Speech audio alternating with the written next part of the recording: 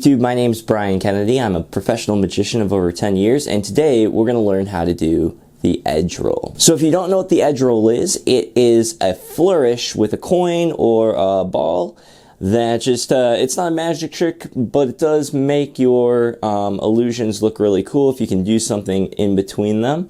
It's kind of like the coin roll that you do if you know how to do a coin roll, where the coin flips down your fingers like this, but this is actually a harder technique with a coin. So what you want is a tacky rubber ball, meaning it kind of sticks to your hand a little bit, it kind of grips to your skin. And you also want a coin.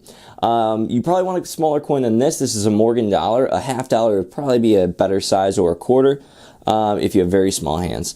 And the important thing about your coin though is that it has those edges. It has those ridges on the edge. You don't want a smooth coin, or you'll have the same problem if you have a ball that's too slidey. You want a tacky ball and a coin with ridges. Alright, so here's going to be the technique. You're going to want to grab the rubber ball. You're going to hold your hand, whichever hand you're doing it with, kind of like almost like a joystick, with your first finger out like this.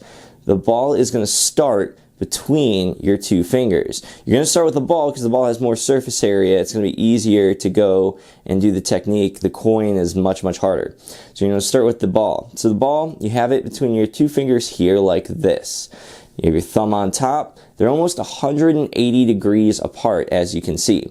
Now the first part of the technique is you're going to switch your thumb for where your first finger is. Your thumb is going to cross in front of your first finger like this. So they're going to switch places.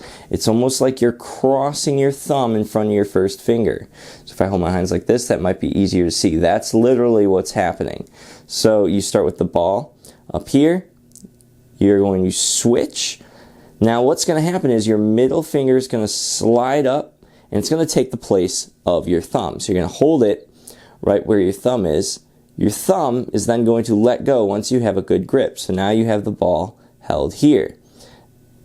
Alright, now what you're going to do is the exact same thing. You're going to cross your first finger in front of your middle finger. That way the ball will switch places. So when you go to do that, using the technique, your fingers kind of switch places. Your ring finger then comes up, and it's now going to take the place of your first finger. So as soon as you get a good grip with your ring finger, take your first finger off. The ball should now be between your next two fingers.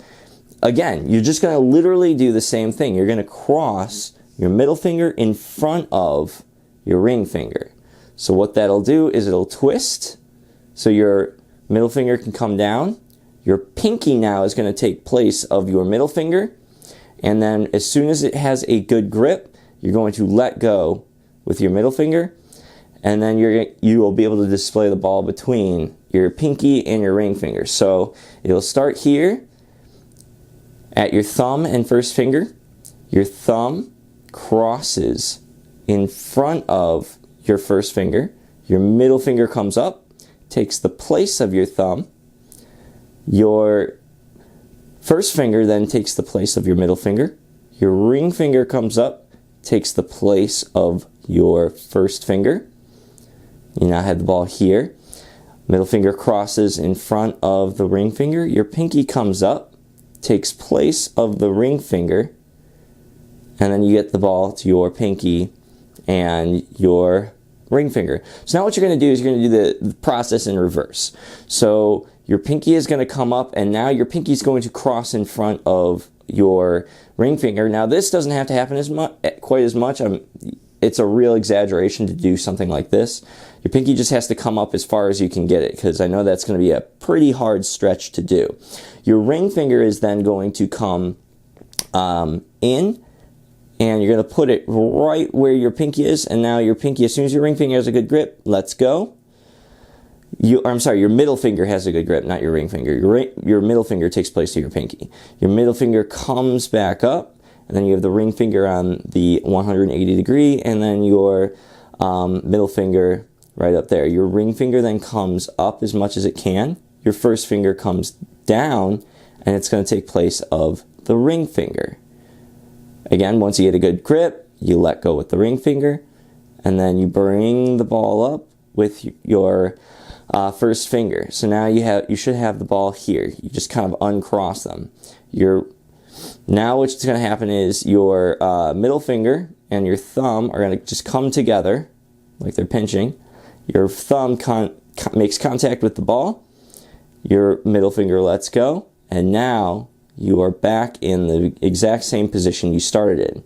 So what you're going to want to do is practice going up and down with the ball as many times as you can. You're going to start out pretty slow, kind of like this, and it's going to be not very smooth. It's not going to happen in a real smooth fashion like you're seeing right here. It's going to happen pretty jumpy. That is normal as you figure out, and dropping, it's normal as well. But it's normal to just kind of have to figure out that smoothness that's going to come with time. But once you get proficient, after a while, it'll probably take you like a day of just kind of doing this over and over. With a ball, you're going to want to start trying it with the coin. So you're going to grab your coin. You want something, again, grippy. Now the biggest difference is where you're actually going to place this on your first finger. So you're going to start in that same almost joystick position. Your first finger is out. And you're going to place the coin pretty much in that ridge of your first finger. Now, my hands are different. Everybody's hands are different. So if this doesn't end up working for you, you might have to adjust this a little bit if you really can't get this to work. But typically, I put it right in the ridge. My thumb comes over, and just the meaty part of my thumb holds onto the other side of the coin. And you want the coin facing out. You want it perpendicular to your finger, right? You don't want it facing this way. You can't. It'll just flip and collapse immediately. So you have it here. Now the movements are essentially the same. Your thumb comes down and is going to take, the middle finger is going to come out and take place of the thumb. So now you have the coin between your first and your middle finger. So you start here, your thumb comes down, it's like it's crossing in front of your first finger, your middle finger comes out, and now you have the coin here between your first finger and your middle finger. Now what's going to happen is your first finger tries to cross in front of your middle finger. Your ring, sorry, I did that really fast. Your ring finger comes out and it holds the coin between your middle finger and your ring finger. So your ring finger then takes place of your first finger. You stretch your hand back out. Your middle finger essentially crosses in front of your ring finger. Your pinky comes out and it takes place of your middle finger.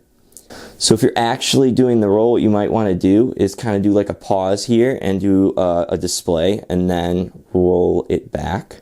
So the roll back, this is pretty much the hardest position because your pinky is the weakest portion of your hand. And so to start doing the roll back, your pinky is going to come up as much as it can, but your middle finger or your ring finger is going to do most of the work, or sorry, your middle finger is going to do most of the work. Your middle finger comes down and it's going to take place of the pinky and hold it between your two fingers here. And you stretch your hand back out. Your first finger is going to come down and take place of your ring finger.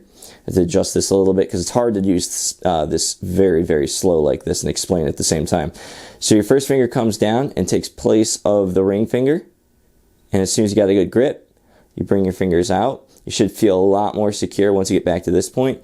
Your thumb comes down to your middle finger and takes place. And then you have it back in that starting position. So you'll go very slow and you're going to drop it just a ton, especially when you get to those fingers that are just generally weaker. That's really what it is. This is building up a lot of strength to be able to hold that coin between your fingers. So I'm going to go through this one more time, a little bit faster. Just one last time to show you. You have your thumb and your first finger. Your thumb comes down. Your middle finger takes place of your thumb. Your first finger comes down. Your ring, and you can see I'm doing this instantly. You don't want to have to pause in between this. It's much easier if you don't stretch your hand back out. But you can always stretch out your hand and display it. So we were here, Actually, let me start this back over. Thumb is on top, your your first finger is on bottom. They switch places. Your middle finger comes out, and your first finger switches places with your middle finger. Your ring finger comes up, and then your first finger comes out.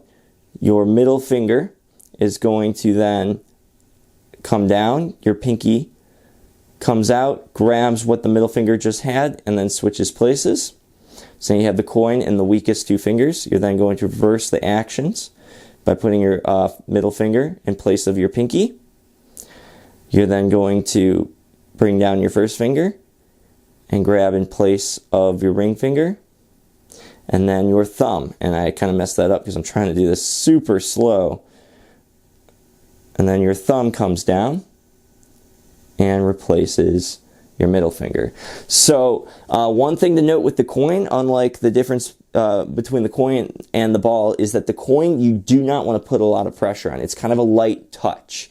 If you put a lot of pressure on, you're going to end up like this a lot, or just simply dropping the coin. All right, YouTube, I hope that helped. If you have any issues trying to figure out how to do this, put your notes in the comments.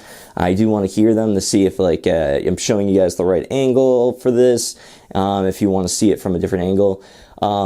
Let me know in the comments of what you thought. Thank you guys very much. I hope you like and subscribe. Adios.